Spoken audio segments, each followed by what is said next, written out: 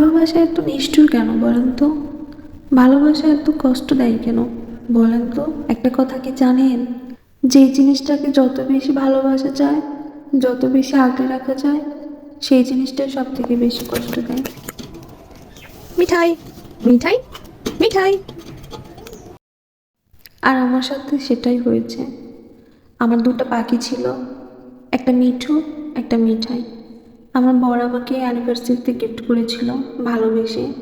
হ্যাঁ, আমি জানি এই পাখিটার বেশি দাম না, কিন্তু আমার কাছে অনেক মূল্যবান ছিল, কারণ আমার ভালোবাসার মানুষটা আমাকে গিফট করেছে।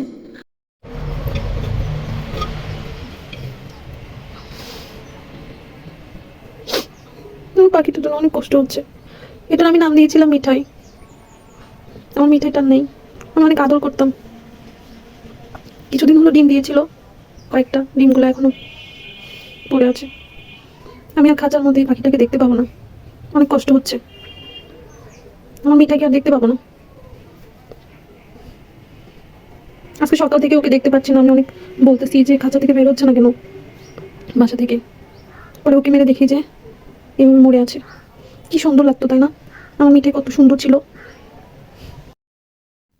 ওদেরকে যখন আদর করতাম, যত্ন করতাম, ঠিক মতো খেতে দিতাম, তা আমার মনে হতো যে আমি আমার বরকে খেয়াল রাখছি।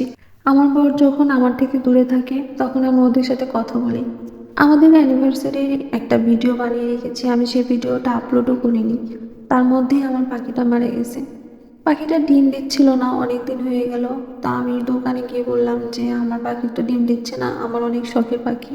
তো বললো যে একটা ওষুধ খাওয়াতে হবে, ওটা খাইলেই পাখি ডিম দেবে। তো ওষুধ নিয়ে এসে খাওয়ালাম নিয়ম করে, সব পুষ্টিকর খাবার খাওয়ালাম, ডিম দিল।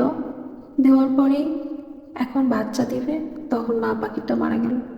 তাহলে কেমনটা লাগে বলেন? ওই যে কথাই আছে না, যে জিনিসটাকে যত বেশি যত্ন করা যায়, সেই জিনিসটা তত তাড়াতাড়ি হারিয়ে যায়, হোক সেটা সম্পর্ক বা অন্য কিছু। আমার মিঠাই এখনো আমার চোখে চোখে ভাসে। আমি খাঁচার দিকে তাকালে মিঠাইয়ের কথা অনেক মনে পড়ে।